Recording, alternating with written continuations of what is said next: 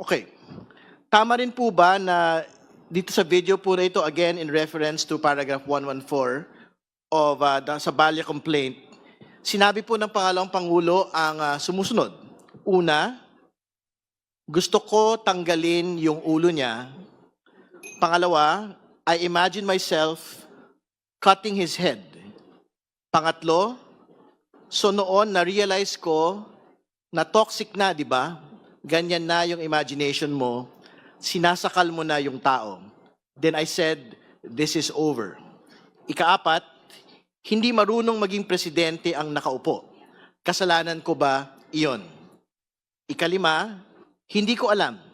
Isang beses, sinabihan ko talaga si Senator Amy, pag di tumigil, huhukayin ko ang tatay ninyo at itatapon ko siya sa West Philippine Sea. At pang-anim,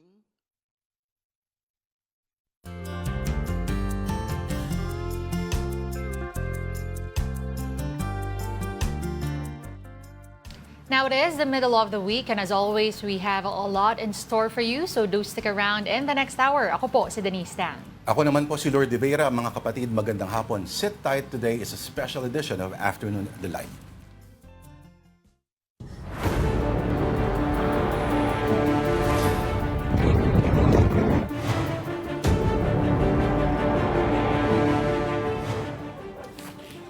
Alright, nakatutok pa rin tayo sa nangyayaring impeachment hearing laban kay Vice President Sara Duterte. And lots has happened so far, including the decision of the House Justice Committee to keep the so-called green box sealed. That box contains tax records of the VP and her husband, Attorney Manasseh Scarpio. Okay, pero bago ang desisyong yan, may hirit na ganito si Sagip Party List Representative Paolo Marcoleta tungkol sa mahiwagang kahon. At hindi po yan yung what's in the box, si Brad Pitt sa 7. Sabi nga ni Madam Chair, hawak niya ang beat. Sino ba naman ako para pigilan ito? Sabi nga ng kanta, huwag mong bibitawan. Huwag niyo nang bitawan yung box. So I dare the committee to open the box, but with a caveat. Siguraduhin niyo po na hindi kayo nakalalabag sa batas. At sinabi rin po ni Popoy sa pelikula, I deserve an explanation. I deserve an acceptable reason. Siguraduhin niyo po na kung bubuksan niyo yan, mayroon po kayong acceptable reason na naaayon sa batas. At ako po ay kaisa nyo rin sa komite na ito sa paghahanap ng katotohanan. Pero sa ating paghahanap at pagsasiliksik ng katotohanan, siguraduhin po natin na tayo po ay hindi nakalalabag sa ating mga batas. Pop culture fail. Oo nga, alam mo, mukhang medyo naguluhan itong si Congressman Paolo Marcoleta dahil yung reason o yung linya na acceptable reason actually ay galing sa Piolo Pascual movie na Starting Over Again at hindi daw dun sa John Lloyd movie o hindi galing kay John Lloyd aka Popoy na One More Chance. Oo, kasi doon sa One More Chance, yung pinakalinya niya is she loved me at my worst, you had me at my best. Oo, may ganong eksena doon. Napanood mo pala yun, ha? Hindi, sinerch ko. Sinerch mo. Pulp Fiction, di ba rin? Oo, pero yan at napakarami pang ibang mga pop culture and historical references na nadinig so far in the several hours or so mula sa impeachment hearing. Aba, and for more details, makakausap po natin ang ating mobile journalist, Amy Atienza. Amy, okay, simulan natin sa yung voting to whether or not to open the green box. Kailan nila balak ba buksan yan? At since bumoto ang overwhelming na wag buksan, anong mangyayari? Anong maging kapalaran ng kahon na yan? Yes, Lord Denise, nagtuloy-tuloy nga dito sa House Justice Committee yung pagdinig tungkol nga sa impeachment complaints laban kay Vice President Sara Duterte. At una nga sa mga naging agenda ngayong araw ay yung pagbotohan nga kung bubuksan ba itong green box na ipinasa ng Bureau of Internal Revenue noong nakaraang linggo dito mismo sa House Justice Committee. And dahil nga merong votes na 6 in favor at 38 against doon sa motion na buksan itong green box ay pinagpasyahan na nga ng komite na hindi na muna buksan. Ang laman kasi nitong green box ay yung tax records, kabilang na ngayon income tax returns ni Vice President Sara Duterte at ng asawa niyang si Attorney Mans Carpio. And so far, sa ating pagkakaalam ay sa Senate na nila ito itataas at dahil nga may manifestation din kanina na itago na lang muna ng komite itong box para nga kung sakaling kinakailangan na ito sa Senate Impeachment Court ay doon na talaga matatalakay yung tax records ni Vice President Sara Duterte at ni Attorney Mans Carpio. Meron tayong narinig kanina bago din natin marinig mismo yung pop culture reference nga nito ni Sagip Party List Representative Paulo Marcoleta tungkol nga doon kay Piolo Pascual at kay John Lloyd Cruz. Narinig din natin yung iba't ibang panig at yung manifestations ng iba pang mga mambabatas. Una na dyan, si Representative Laila de Lima na siya nga gumawa ng motion para mabuksan itong green box. Kasi nasabing kinakailangan ng araw itong buksan para mas mapagtibay pa yung pag-uusap nila tungkol nga dito sa probable cause na inihahain at inihahanda mismo ng House Justice Committee. Pero para naman sa endorser ng Cabrera complaint na si Representative Benny Abante, sinasabi niya na hindi na daw muna dapat buksan at yun nga hayaan na raw muna ang Senado na mabuksan itong tax records or itong box mismo na naglalaman ng tax records ni na VP Sara at ni Attorney Carpio dahil hindi nga daw ibig sabihin na pagkaya nila ay gagawin na nila. So kinakailangan pa daw din tingnan yung mga nakapaloob sa batas and syempre para hindi na rin daw talaga madali itong House Justice Committee dun nga sa paglabag ng batas dahil kung maririnig din natin yung kampo ni Vice President Sara Duterte,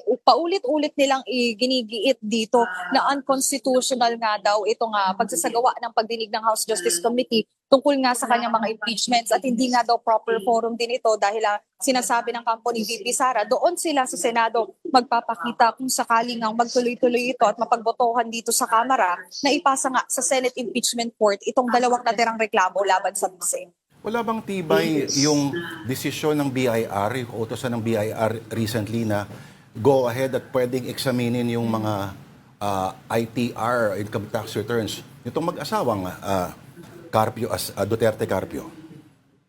Well, so far kasi ang nasabi din Lord noong nakaraang hearing noong April 22, kinakailangan nga daw ng executive session pa para mapag-usapan nga din itong income tax records at yung iba pang income tax returns at iba pang tax records na nakapaloob doon sa kahon na ipinasa nga nila dito. Pero yun nga, tulad nga din ng napag-diskusyonan dito, pag sinabi kasi din nating executive session, technically closed door meeting siya so hindi din makikita technically ng public kung ano nga ba yung matatalakay ng House Justice Committee at syempre ng ahensya ng BIR tungkol nga dito sa tax records ni VP Sara at Attorney Mans Carpio. So titingnan natin kung ano pa nga ba yung mapapag-usapan dyan, lalo na dahil parang dito sa Kamara mismo, parang confident naman sila na maitataas ito mismo sa Senate Impeachment Court. So titingnan na lang natin yung magiging botohan din mamaya ng House Justice Committee tungkol nga dito sa probable cause ng impeachment complaints laban kay VP Sara. Okay, Amy, can you briefly talk about the issue of VP's alleged kill plot versus the President, First Lady Liza Marcos, and former Speaker Martin Romualdez? Dagdag ko na rin, Amy, mabilis lang din. Ano yung explanation kung bakit wala ulit si VP Sara dyan? Kasi nag-post yung Office of the Vice President. Parang may event ata sila somewhere. Yes, actually, kung pag-usapan muna natin kung nasan nga ba si Vice President Sara Duterte, expected naman na daw ng House Justice Committee na hindi nga magpakita dito si Vice President Sara Duterte dahil explanation na rin nitong kampo nga ni VP Sara na nagkaroon sila ng press conference noong April 23 naman. Ang nasabi nila ay proper forum nga daw ay sa Senado at yun nga nakita natin sa post sa Facebook ng Office of the Vice President. Nasa Laguna si Vice President Sara Duterte para umattend ng isang particular event. Well, so far, dito nga naman sa usapin ngayon, sa tinatalakay ngayon sa Kamara, nagpresenta na rin kasi ang National Bureau of Investigation na kinukumpirma nila na hindi AI or hindi edited itong mga videos ni Vice President Sara Duterte na nagbibigay ng grave threat doon nga kay Pangulong Bongbong Marcos, kay First Lady Liza Marcos, pati na rin kay former House Speaker Martin Romualdez. Kung makikita rin kasi natin doon sa video dated ng November 2024, nakita kasi doon no na ayun nga, minumura niya si Pangulong Bongbong Marcos, First Lady, pati na rin si former House Speaker. At nakita rin kasi doon sa press conference nga, sa online press conference nito ni VP Sara, na sinasabi niya na meron na daw siyang kinontak at hindi daw dapat mag-abala or mag-worry dun sa security dahil may nakausap na daw siya no na talagang papatay or kikitil sa buhay ni na Pangulong Bongbong Marcos sakaling mamatay din siya. So sinabi niya pa din doon sa statement no na verbatim, no joke, no joke. So yun yung paulit-ulit ding sinasabi dito na hindi naman daw talaga biro itong usapin ng pagbibigay ng grave threat no ni Vice President Sara Duterte doon pa sa ibang sa mga executive mismo ng ating bansa. At yun nga, nasabi din kanina, narinig natin si ML Party List Representative Laila De Lima, sinasabi niya na sa tingin niya, ito daw yung pinakamalaking offense din. Ito yung pinakamalakas na evidence para nga mapatalsik or ma-impeach itong si VP Sara dahil nga nagiging way na rin ito to betray public trust. At syempre, yung threat din talaga ay malaking bagay. Hindi ito biro-biro lamang pagdating nga dito sa Kamara. Thank you for that update, Mobile Journal. Amy Atienza reporting to us live from the House of Representatives. And we are not leaving the biggest story coming out of the lower chamber yet.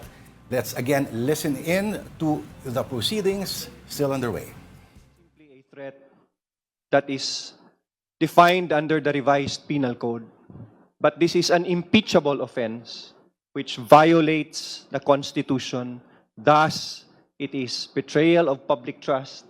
Thus, it is a high crime regardless of whether it is a threat because of the gravity of this act by the Vice President. So remember, it is not a simple crime under a statute or a law, but this is an impeachable offense under the Constitution.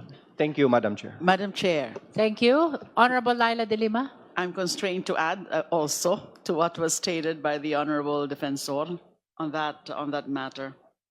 We have to consider, Madam Chair, let us be very clear about the gravity of who was threatened. The President is not just an individual. He is the embodiment of executive power, the Commander-in-Chief, and the central figure in maintaining national stability. A threat against the life of the President is not a private matter. It is a direct threat to the continuity of government itself.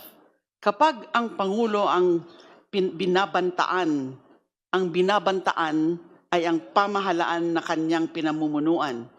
And here, Madam Chair, the concern is even more serious. These hearings have shown that the Vice President is not speaking in a vacuum. There are allegations and patterns that point to access, influence, and capacity to carry out violence. From long-standing associations with violent enforcement mechanisms to the normalization of force in political conduct, these are not abstract risks. They are real, credible, and deeply alarming. This is precisely why such statements cannot be dismissed as rhetoric.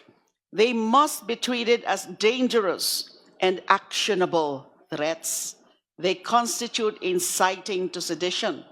By publicly invoking violence against the President, the First Lady, and the former Speaker of the House, she is legitimizing and encouraging acts of hostility against persons in authority. At hindi lang po pagbabanta ito sa mga pinangalanang opisyal. Atake ito sa pundasyon ng ating pamahalaan. Insulto ito sa bawat Pilipinong gumagalang sa batas at pinahalagahan ng pagkasagrado ng buhay. Yes, sabi nga po ni Representative, the Honorable Defensor, this is not just a criminal issue. This is impeachable conduct. The Constitution is clear. Public office is a public trust, yet the evidence shows conduct that endangers that trust at its very core.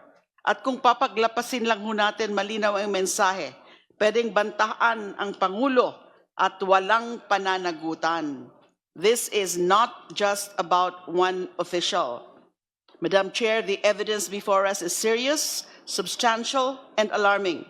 If we fail to act on this, we do not just ignore a threat, we weaken the very foundations of accountability in this country. Maraming salamat po. All the manifestations are noted by the committee. May we know if Congressman Attorney J.P. Padiernos is here? Because if not, then we have the last Justice member to raise question on. He is the last to raise question on threat. Wala ba si Congressman J.P. Padiernos? If he's not here, before we conclude on the allegations of threat, may we direct first the committee secretary to call the Vice President for the third time.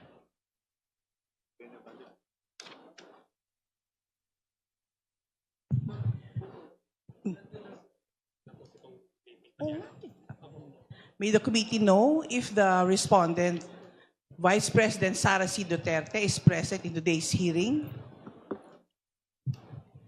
The respondent, Vice President Sara Duterte, is not present in today's hearing, Madam Chair. Let it be placed on the record that the committee secretary called the Vice President for the third time and she continues to be not around in our hearing today. This is for the purpose of extending to her the continuing opportunity to present her evidence, including counter evidence, as well as raising clarificatory questions through the justice members. That is for the record. Chair Benny Abante is raising his hand. Thank you, Madam Chair. You're recognized. Thank you, Madam Chair. Kanina po pinapakinggan ko yung mga clarificatory questions sa NBI. Let me spin the statement of Mayor Baste on the Mussolini and the Romanovs, no? In relation to the statement of VP Sara on her being the designated survivor. Talagay ko, related po ito sapagkat ang pinapalagay po ni Mayor Baste sa aking palagay, ang mga Romanov at Mussolini, yun po yung ating Pangulo. Pero ano po naman sila? Sila po yung Bolshevik. Saka yung Italian Parisian na pumatay kay Mussolini.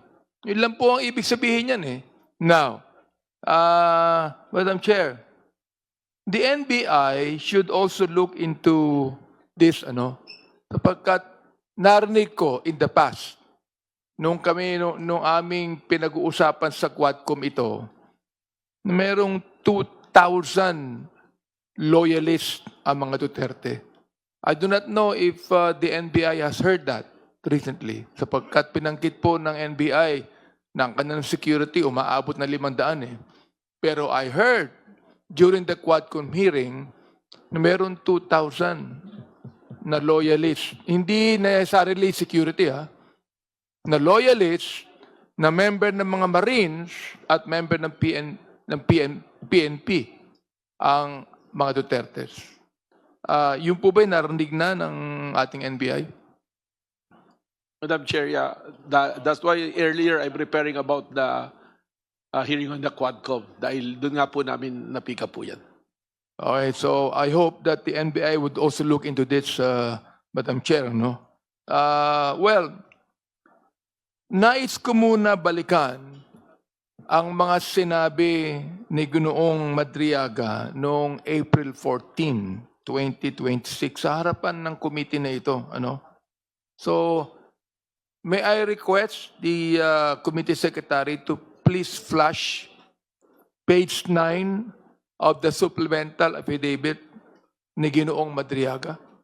Can we do that, please? Secretariat, please flash the affidavit of Ramil Madriaga. With the clarificatory questions of Chair Benny Abante, we have crossed towards destabilization. That is for the guidance of the justice members. Okay, thank you. Wala na po akong question. I just would like to make a manifestation on the destabilization and threat. Yes, you may proceed, Honorable Abante. Kung natatandaan po natin, Madam Chair, binanggit ni Ginoong Madriaga na pinagkasunduan ni na former President Rodrigo Roa Duterte at PBBM. Natatagpong Vice Presidente si VP Duterte, pero nang mag-2025, si PBBM daw ay pumayag na bumaba sa pwesto at iiwan ang pagka-presidente kay VP Duterte. Ngayon, in relationship to what VP Sara has said, being the designated survivor, in relation din po sa sinabi ni Mayor Baste about the Romanov and Mussolini, ang general objective nito daw ay sisiguruhin na si BBBM ay magiging presidente ng wala pang 4 na taon. At uupo si VP Sara bilang Pangulo nang hanggang magtapos ang termino ni BBBM. Ito daw ay para si VP Duterte ay maging eligible pa rin na tumakbo bilang Pangulo ng Pilipinas sa 2028. At kung hindi kusang loob, bumaba sa posisyon si PBBM para maging Pangulo si VP Duterte, ay meron silang gagawing tinatawag nating extraordinary measures na pwedeng gawin. Kasama dito ang, sabi ni Madriaga, assassination, mass resignation of government officials, civil disobedience, at armed assault on Malacanang. Kaya siguro po nasabi ni Mayor Baste tungkol kay Romanov at Mussolini. Kung titingnan po natin ang mga naging aksyon ni VP Duterte at tulad sa mga nilahad sa paragraph 110 to 114 ng Sabalya Complaint, hindi siya nag-attend ng SONA noong 2024 at dineklara niya ang kanyang sarili bilang designated survivor. Galing ano po. Ngayon lang ako nakakita ng leader ng bansa na mayabang at arugante. Oho, di ba? Ayan. Sumama at sumuporta sa mga prayer rally para sa akusadong si Kibuloy, kung saan nila kinestyon ang pagiging lehitimong presidente ni PBM at gusto pa nga ni VP Duterte. Ang sabi po, napugutan ng ulo si PBBM na bigay po dyan sa video. So para sa akin, Madam Chair, hindi maiiwasang mapansin na mga aksyon ni VP Duterte ay tugma sa inilahad ni Ginoong Madriaga. Yun lang po ang gusto kong sabihin. At ito po ay nalalaman at narinig ng taong bayan. Ibig sabihin, hindi lang po tayong uhusga dito, kundi ang uhusga dito ay ang buong sambayanang Pilipino. Maraming salamat po, Madam Chair. Thank you, Honorable Chair Benny Abante. Still on the destabilization, may we recognize the Honorable Deputy Speaker Paulo Ortega. Thank you, Madam Chair. Magre-request din po sana ako, wag nang i-play yung mga video natin kasi ang sama po talaga tignan. Wag na pong i-play, baliktad. I've said this during the 19th Congress in one of our press cons, sabi ko. Ang joke po talaga dito is yung iniisip nila na joke o ka-joke-joke o pa-joke-joke lang po yung sinasabi nilang joke itong mga threat sa First Family.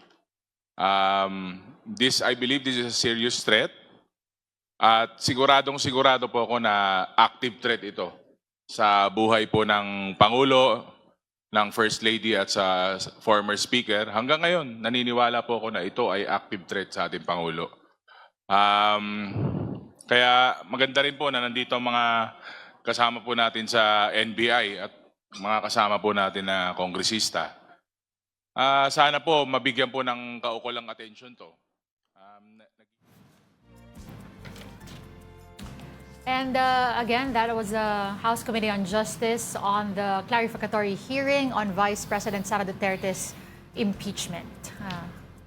Okay, now on to another story, or another Duterte rather. The International Criminal Court has officially formed a trial chamber for the crimes against humanity case of former President Rodrigo Duterte. Presiding are 3 judges with an expansive experience in criminal law: Joanna Corner of the United Kingdom, Gibong Pic of South Korea, and Nicolas Guillou from France. In an interview with a Big Story last night, international law expert attorney Romel Bagares said that the constitution of the ICC chamber signals Duterte's case now moving closer to the trial proper. Between now and that point, there will be preparations which will be generally administrative and involves cooperation among the prosecution, defense, and legal teams of alleged drug war victims. The trial could start as early as October this year. This whole thing will now go to trial preparations. No? And there's going to be a new set of procedures with respect to disclosures, because the initial, remember we had disclosures. There's a requirement with the principle of equality of arms that both the defense and the prosecution, they have to show all the relevant, the evidence they have, including those that tend to exculpate the accused from the alleged crimes.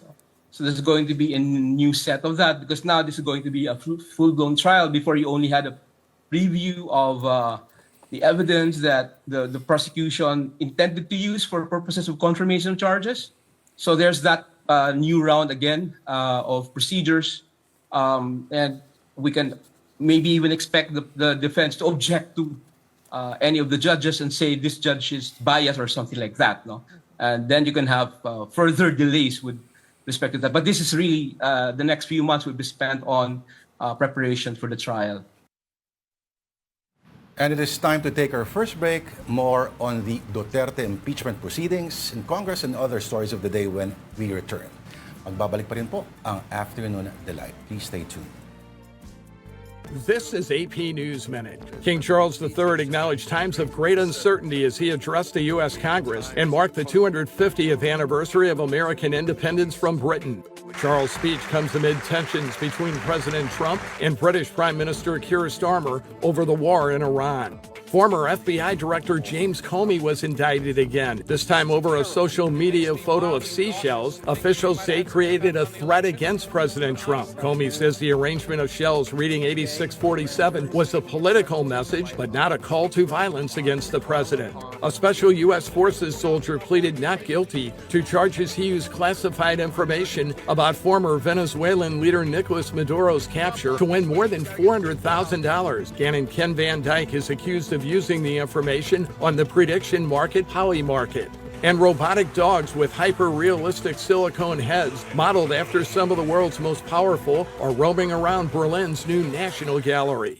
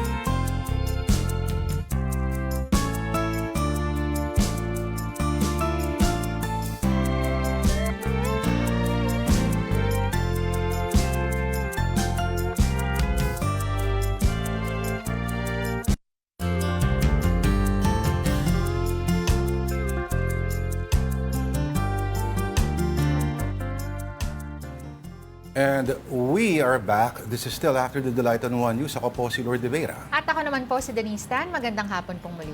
Alright, in the news, the much-taunted arrest and Philippine return of Zaldico are no more, at least for now. The Justice Department confirms what skeptics have been saying all along, that the former lawmaker is still on the run. But it seems there is a new chapter in this cat and mouse. Ko is reportedly seeking political asylum in France. Here's a report.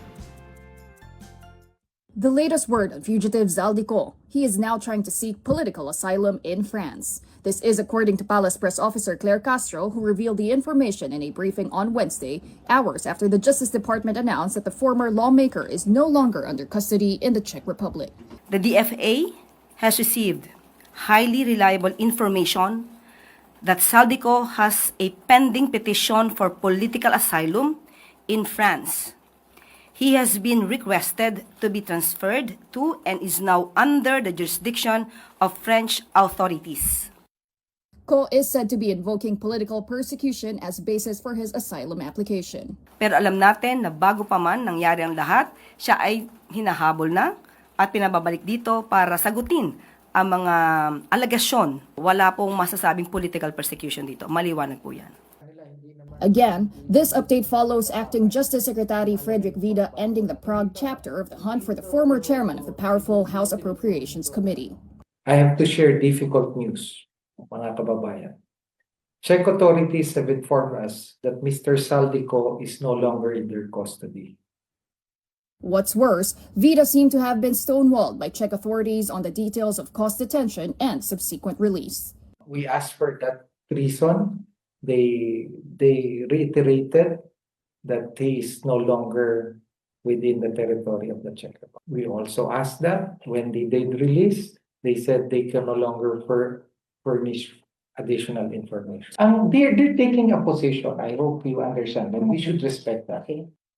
Vida and a team flew to the Czech Republic last Friday based on the information that Ko was still in Czech custody. This was the last update the DOJ received last week until the confirmation of the fugitive ex-congressman's release on Tuesday night. The exact information, he is no longer within the territory of the Czech Republic. He is not detained.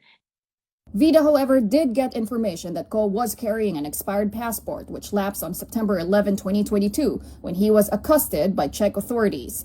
The acting justice chief added that Ko had 3 passports, an official passport issued during his term as congressman, a current one already canceled by the Sandigan Bayan, and the other that expired 4 years ago. These documents, according to the Department of Foreign Affairs, have been reported to the Interpol for further action. But as an asylum seeker, Ko is currently free to roam around Schengen member countries which are not implementing tight border inspections. Zaldico is reportedly traveling by land, accompanied by his son and driver. For now, Secretary Vida remains confident that the government can eventually bring Ko back to the Philippines, where he is facing allegations of involvement in the flood control scandal and irregular insertions in the national budget. Mataas ang kumpiyansa, 99%. And let's look at this. Sabi nga nila, hindi naman binibilang yung nadadapa ka eh. Ang mahalaga yung pagbangon at may natutunan tayo. Na-delay lang tayo. But President Bongbong Marcos is disappointed with how things went south for Zaldico's long-awaited return to the country. Yusek Castro also again defended the chief executive from those blaming him for the blunder. Saan po siya dapat mag-apologize? Lahat naman po tayo ay umasa. Lahat naman po na dapat gawin ay ginawa ng Pangulo at ng administrasyon. Ang kanyang inireport naman po ay tama. Wala po tayong nakikita na maaaring sabihing pagkakamali ng Pangulo. President Marcos has likewise called for the French ambassador and the Czech diplomatic officer to discuss Ko's case and see where the hunt for Zaldico went wrong. Meantime, here are the other stories we're watching this midweek. The Bureau of Internal Revenue has ordered the issuance of letters of authority to audit Vice President Sara Duterte and her husband, Attorney Man Scarpio. The LOA will serve as a legal basis for the revenue officers to examine books and records of 9 businesses linked to them. The BIR said the move does not constitute a liability but is a necessary step in determining the couple's tax obligations. The United Arab Emirates will leave the Organization of the Petroleum Exporting Countries, or OPEC, on May 1st. Energy Minister Suhail Mohammed Al-Mazroui said the decision followed a review of the country's energy strategy and was made independently. The announcement comes as disruptions in the Strait of Hormuz and regional tensions strain Gulf crude exports. And the Philippine peso fell to a record low of 61.30 against the US dollar on Tuesday, April 28. This is the first time the local unit breached the 61 per dollar level. Previous record was set on March 31st when the peso settled at 67.48 against the greenback. Meantime, the currency hit an intraday low of 61.62 this morning. Stay tuned to One News for updates on the local currency. And on to another story, the Senate Protect Committee, or the Proactive Response and Oversight for Timely and Effective Crisis Strategy Committee, is now holding a hearing for contingency plans and other measures relating to the Middle East crisis. For updates, we have our mobile journalist, Merimon Reyes. Merimon, okay, ano so far ang nangyari sa hearing? Lord Denise, sa pagdinig ng Senate Protect Committee, nasabi ni Committee Chairman Senator Sherwin Gatchalian na may uncertainty pa rin daw talaga pagdating dito sa crisis sa Middle East at mahirap daw matukoy talaga kung hanggang saan, hanggang kailan ito magtatagal. Pero ang importante ay kung ano ang magagawa ngayon, lalong-lalo na yung epekto nga ng girian na ito sa iba't ibang sektor sa bansa.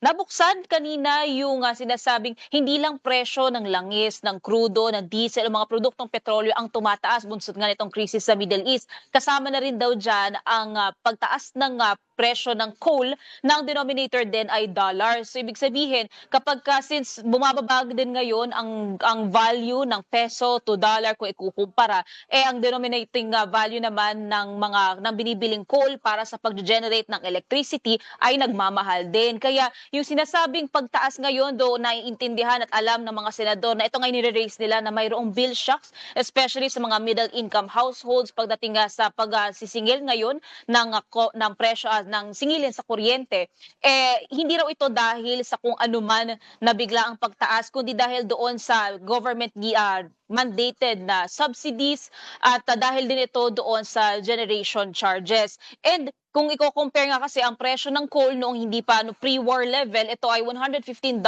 per ton, pero ngayon ang presyo nito $132 per ton. So makikita raw dito yung presyo ng langis konektado din sa presyo ng coal na pare-parehong imported pagdating sa pagbibili. So lahat ay internationally priced, kaya kung bibili ng coal, which is part siya nung mix ng electricity, kalahati ng mix nito, at tumataas ang presyo nito, so ibig sabihin mataas din ang presyo ng kuryente.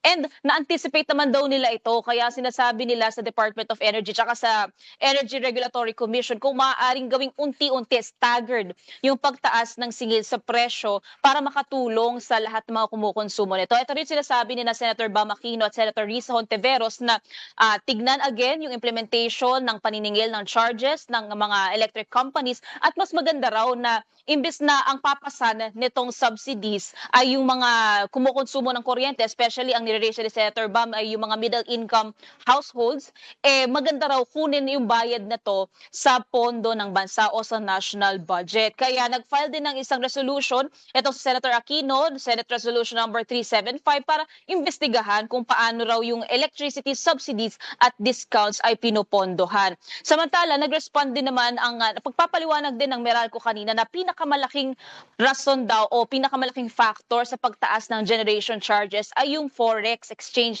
yung foreign exchange ng dollar to peso na mataas nga. So ibig sabihin, yung sa merkado rin mataas din ang presyo ng coal. Pero ang sinisiguro nila, ito ay dahil lang dito sa mga subsidiya, sa generation transmission charges, at wala naman daw kinalaman sa kung ano pang hindi legal na pagdagdag sa presyo. Ang sinasabi rin nila, asahan din daw sa next billing na sinisiguro nilang hihigpitan nila yung pag-implement naman ng supposed refunds o yung pagbawas pagkatas sa presyo ng bill na electricity bills ng mga household para masiguro nga na makatulong sa iba't ibang kumukonsumo ng kuryente. Lord Denise. Alright.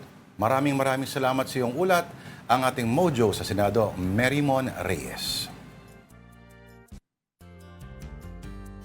All right, this is Afternoon Delight on One News. Again, we just need to pause for another break. We'll be right back.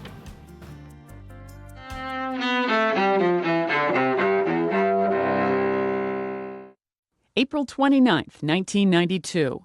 Rioting hits Los Angeles, killing 55 people and causing $1 billion in property damage. It happens after 4 white police officers are acquitted of almost all state charges in the videotaped beating of black motorist Rodney King. Amid the violence, King appeals for calm. People, I just want to say, you know, can we all get along? Can we get along? 1945, near the end of World War II in Europe, American soldiers liberate Dachau, Nazi Germany's first concentration camp. And in Berlin, Nazi dictator Adolf Hitler marries longtime companion Eva Braun. They commit suicide the next day. 1974, President Richard Nixon says he's releasing edited transcripts of some secretly made White House tapes related to the Watergate scandal. Nixon resigns months later as the scandal forces him from office. 1954. I can't wear this puffy shirt on TV. I mean, look at it. It looks ridiculous. Comedian Jerry Seinfeld, star of the hit TV sitcom that bears his name, is born in Brooklyn, New York. And 1899.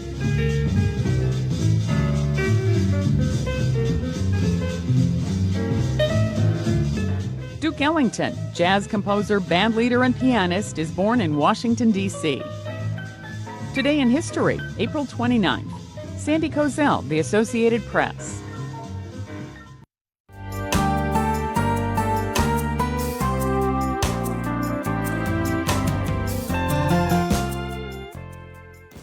And you're still watching Afternoon Delight, and thank you for staying with us. And our delight of the week, treats pa rin po from Lokban, Quezon. And we have longganisang Lokban for today. Ang sarap naman. Gusto mong kanin?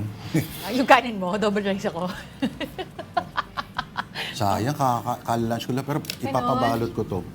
Ako Alam mo, tinikman ko lang. isa sa mga paborito kong longganisang Lokban. Talaga? Wait, ano ba yung longganisa ng Lokban? Ito ba yung mas Maliliit. garlic? Oh, lahat naman in theory mag-garlic. Oh. Iba lang yung pag sinabing rekado, ito yung sa mga parts ng Pampanga, yung mga medyo matamis. Okay. Ito, hindi siya matamis. Mag-garlic lang talaga. Ay, dapat may suka. Dapat daw may suka. Diba? Pero pwede nang wala. Pwede na rin, tikman lang natin. Talaga namang, Onyong, mamaya pag may naamoy kang kakaiba, alam mo na. Teka lang, titikman ko muna. Ang masarap din pala, kabanatuan na longganisa, masarap din. Oo. Batutay, yun ba yun? Iba pa yun? Sarap? Champion? Masarap to talaga, may suka. Oo. Pero masarap on its own also. Mamaya lalagyan ko to ng garlic sauce para garlic yung rice. Sarap. Nakaredy na pa ang hapunan ko. Meanwhile, here are some stories on social media. On Reuters, one headline reads, U.S. to produce passports bearing Trump's image. Grabe talaga. Okay, so ano na lang ang wala pang Trump? May isang nagpo-propose na may mukha ni Trump sa $1 bill. Commemorative lang naman. Okay, yung Lincoln Kennedy Center parang may Trump na sa pangalan noon, ano? Sino bang Secretary of State? Si Marco Rubio ba?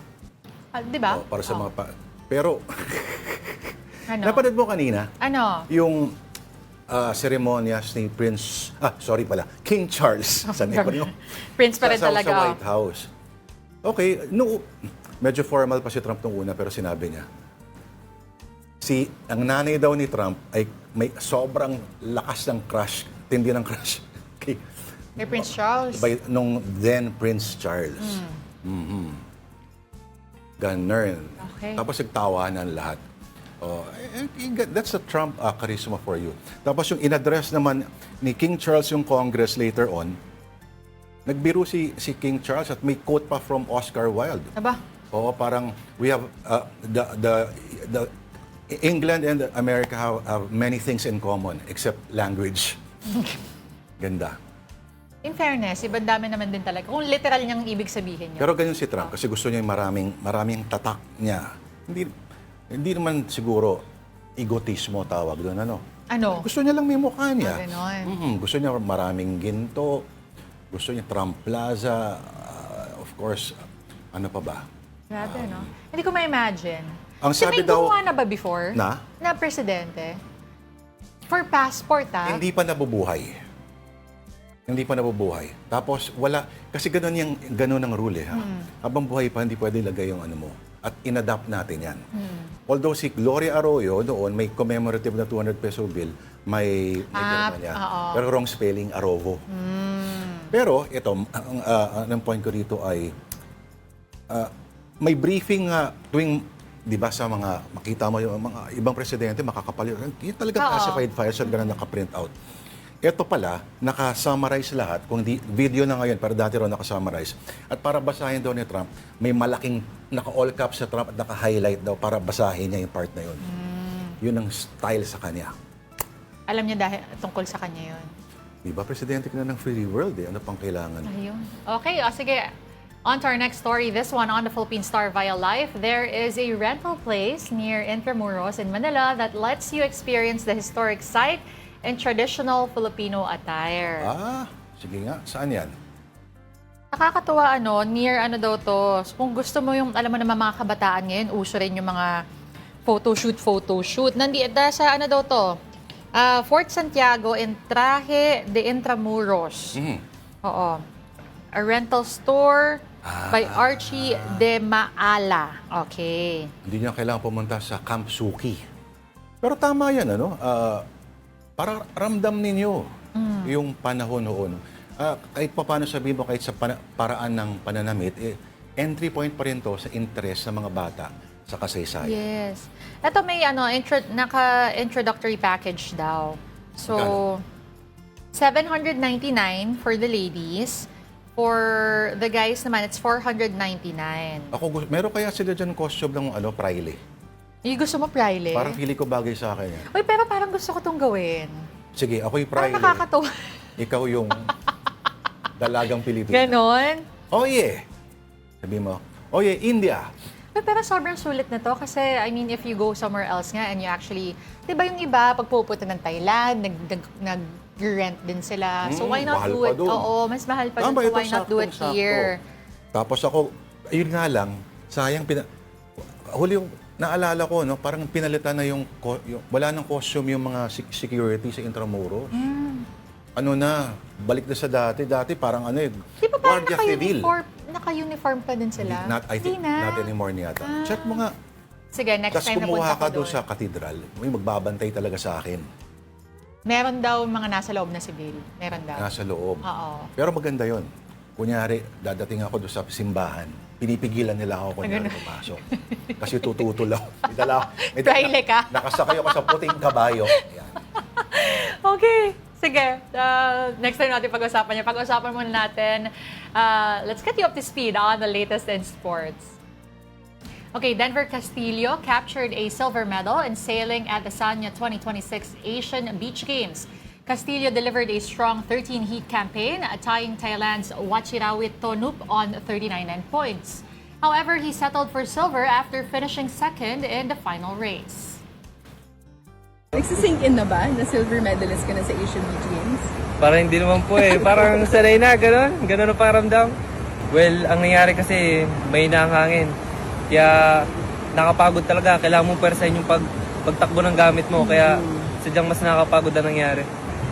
Pamilya ko, syempre. At saka, syempre, ginalingan para sa pera. Yan number one. This morning, China dominates the Sanya 2026 Asian Beach Games with 45 total medals, including 21 golds. Thailand holds a firm grip on second place with a respectable 23 medals, while Iran sits in third, powered by 4 golds.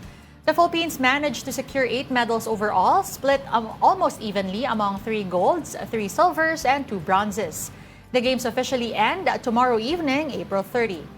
The torch will then be passed as the Philippines as host of the 2028 edition. And it's all systems go for the MPTC Tour of Luzon 2026, which officially starts today, April 29.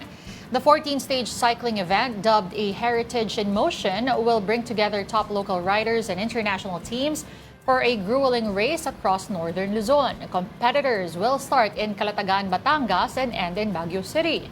Last night, 13 teams joined the opening ceremony.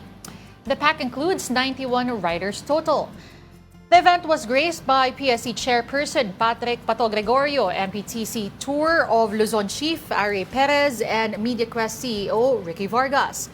The Tour of Luzon runs from April 29 to May 13. At binabati natin ang lahat ng nanonood ng Afternoon Delight via live streaming on Facebook, YouTube, and TikTok. Okay, Tita Radel, Tita Jane Catapia. Hello po, good afternoon. Tito, Tita. Bakit hindi lumalabas pa yung comments dito sa aking YouTube Premium? Ay, hindi ko alam. Mas matagal siguro sa akin, malamang. Okay. Alex Fuentes, Elmo Cardenas, always watching us. Marian Laja, Mike Policarpio. Ito, Mike Policarpio. At hello din kay pangalan na to, si Sino? Professor Mark Pasco, of course. Prof. Mark, hello. At si Aaron Revilla. Hello, Aaron Revilla. Sa daday mo. Tito, good afternoon po. Tatay ko. Ay, good evening. Kung kailan ka man nanonood, hello po sa inyo. Mamaya pa, tulog pa yun eh. Ay, wala pa nga. Or tulog pa kasi sumisiesta. Pero para hindi sila sumiesta, maatigabong nangyayaring aksyon ngayon sa lower house, sa Batasan, and babalik tayo doon. Again, that will have to do it for us this midweek, April 29. Thank you for watching Afternoon Delight. Ako po si Denise Tan. Alright, join us again tomorrow, 2 p.m. Ako po si Lourdes Vera, mga kapatid. We are One News, all sides, all the time. And we take you back to the final hearing of the House on the impeachment of Vice President Sara Duterte. Reports na may official report po kami na nangyari yung pagbisita. And we are also issuing us na nag-issue kami ng subpoena to get the logbook po ng mga bumisita rito. Mahalaga